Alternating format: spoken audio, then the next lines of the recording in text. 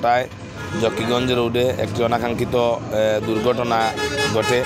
সেই দুর্ঘটনাকে কেন্দ্র করেই ছাত্র এবং জনগণ গাড়ি ভাঙচুর, গাড়িতে অগ্নিসংযোগ, ড্রাইভারকে মারধর এবং প্রশাসনের নেতৃবৃন্দদের উপর হামলা এবং আহত করে মেডিকেল ভর্তি রয়েছে তারা চিকিৎসাধীন অবস্থায়।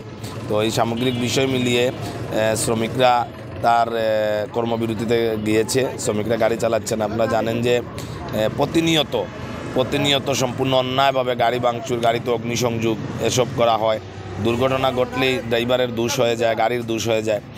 নিজে বল আনতে গিয়ে রাস্তার মধ্যে দৌড়ে এসে রাস্তার মধ্যখানে এসে বল নিতে গিয়ে সেখানে অনাকাঙ্ক্ষিত একটি দুর্ঘটনা ঘটে এবং সেই দুর্ঘটনার প্রেক্ষিতেই আরেকটি অনাকাঙ্ক্ষিত দুর্ঘটনা, যেটা আমরা বলবো যে ইচ্ছাকৃতভাবেই গাড়িতে আগুন ধরিয়ে দেওয়া, গাড়িতে অগ্নিসংযোগ করা, এসব থেকে আমরা এসবের সুষ্ঠু সমাধান এবং সুষ্ঠু বিচারের দাবিতে সিলেট বিয়ানীবাজার, সিলেট জকিগঞ্জ রোডে, আমার কানাইঘাট, বললেখা এই রোডে আমাদের গাড়ি বন্ধ রয়েছে।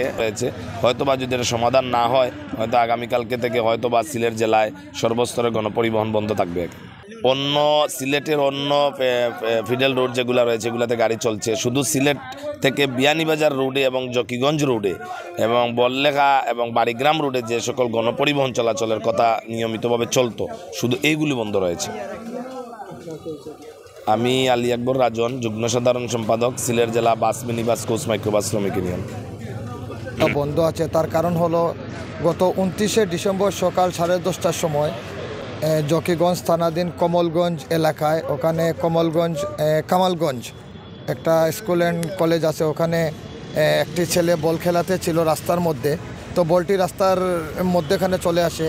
ইতিমধ্যে সিলেট থেকে জকিগঞ্জগামী একটি বাসের সামনে ছেলেটা পড়ে যায় বলটিকে নেওয়ার সময়। তখন ড্রাইভার চেষ্টা করে তাকে বাঁচানোর জন্য, সে আঘাত পায়। পরবর্তীতে মেডিকেল নেওয়ার পরে আমরা শুনতে পাই সে মারা যায়। ছেলেটি মারা যাওয়াতে আমরা দুঃখ প্রকাশ করছি, আমরা সুখ প্রকাশ করছি। তো এর পরিপ্রেক্ষিতে এলাকার কিছু উচ্ছৃঙ্খল লোকজন আমাদের গাড়ি ভাঙচুর করে, আমাদের শ্রমিকদেরকে মারধর করে। এর প্রতিবাদে সিলেট জেলা বাস মিনিবাস কোচ মাইক্রোবাস শ্রমিক ইউনিয়নের অন্তর্ভুক্ত যে সমস্ত পরিবহন শ্রমিক আছে, বিশেষ করে সিলেট জকিগঞ্জ রুটে, ওনারা স্বেচ্ছায় গাড়ি চালানো থেকে বিরত আছেন। কারণ যেখানে শ্রমিকদের নিরাপত্তা নেই, মালিকদের জানমালের নিরাপত্তা নেই, এর জন্য সবাই ঐক্য হয়ে ওনারা গাড়ি চালাচ্ছেন না। গতকালকে সোমবারে আমরা শ্রমিক নিয়ে বসেছিলাম, আমরা ওনাদেরকে বুঝিয়েছি যে আপনারা গাড়ি চালান। শ্রমিকরা একটি কথা ওনারা বলতেছেন, যেটা হলো যে আপনারা আমাদেরকে নিরাপত্তা দিন, আমরা গাড়ি চালাবো। তো নিরাপত্তা দিবে সরকার, দিবে প্রশাসন, আমরা তো নিরাপত্তা দিতে পারবো না।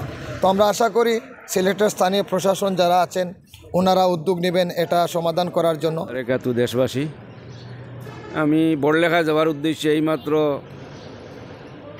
সিলেট কুয়ারপাড় থেকে আসছি। অনেকেন হইয়া দেখি বাস বন্ধ। তো একজনটা জিগাইলাম কি তা বড়লেখার গাড়ি কোন সময় ছাড়বো, হয়তো গাড়িগুলা বন্ধ আজকে। ব্যাপার কি, এটা হালকা একটা অ্যাক্সিডেন্ট হয়েছে, এইটারে সামনে রাখে। তো এটা কী ধরনের কথা? এই এত যাত্রী তো আমরা তো আর কেউ জানি না এই ধরনের অ্যাক্সিডেন্ট। আর একটা অ্যাক্সিডেন্টও লাগিয়া যেন এই রাস্তাঘাট সমস্ত লাইন বন্ধ করে দিতে হইব, এটা কী ধরনের বিচার? এটা অন্তত সরকারে এই ব্যাপারে একটু হস্তক্ষেপ করিয়া সাধারণ মানুষের এই ব্যাপারটা চিন্তা করিয়া একটু লাঘব করা উচিত আমি মনে করি। বাস জ্বালানো হয়েছে, এখানে এসে শুনলাম গাড়ি অ্যাক্সিডেন্ট করছে, বাস জ্বালানো হয়েছে। আগুন ধরানো এখন হয়ে গেছে নিত্যদিনের বিষয় বাংলাদেশে। এটা থেকে আমরা পরিত্রাণ চাই এবং প্রশাসনিকভাবে শক্ত হাতে দমন করতে হবে। মানে আমাদেরকে বাঁচতে হবে, আমাদেরকে সঠিকভাবে চলাফেরা করতে হবে, আমাদের জানের নিরাপত্তা লাগবে, আমাদের যাতায়াতের জন্য নিরাপদ চলাচল করা লাগবে। নিরাপদে যদি আমি বাড়িতে যেতে না পারি, এভাবে বাসে আগুন দেওয়া হয়, ধর্মঘট হয় 2 দিন পর পর, এটা মেনে নেওয়া যায় না ভাই। এটা কেমন করে সম্ভব? বাসে আগুন দেওয়া, গাড়ি অ্যাক্সিডেন্ট হতেই পারে, গাড়ি চললে গাড়ি অ্যাক্সিডেন্ট হবে, এটা হয়তো বা আমার হবে বা আরেকজনের হবে, এটা তো মানতে হবে।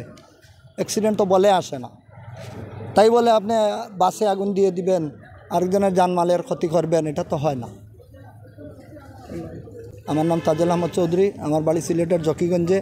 আমি থাকি সিলেট শহরে নয়া সড়কে, জকিগঞ্জের গণিপুর গ্রামে আমার বাড়ি। আসসালামু আলাইকুম। আমি জকিগঞ্জে যাব, আজকে বাস বন্ধ। আমি সিলেটে এসে দেখি জকিগঞ্জ থেকে সিলেট থেকে জকিগঞ্জের বাস বন্ধ, বিশেষ কারণে জানি না। এখন সিএনজি ভাড়া বাস থেকে প্রায় দ্বিগুণ। যেখানে 130 টাকা ভাড়া সেখানে 200-250 টাকা ভাড়া নিচ্ছে। এখন আমাকে বাধ্য হয়ে সিএনজিতেই যেতে হবে। আজকে কি বাস প্রতিবারই বন্ধ? এখানে দেখা যাচ্ছে তো বাস বন্ধ, যাচ্ছে না জকিগঞ্জে। কোথা থেকে আসছেন? আমি আসছি ডিমলা নীলফামারী থেকে। কবে আসছেন? এই তো সকাল 9টায় পৌঁছলাম সিলেটে, এখন সিলেট থেকে জকিগঞ্জ যেতে হবে। কি নাম? আমার নাম মোহাম্মদ আইব আলী।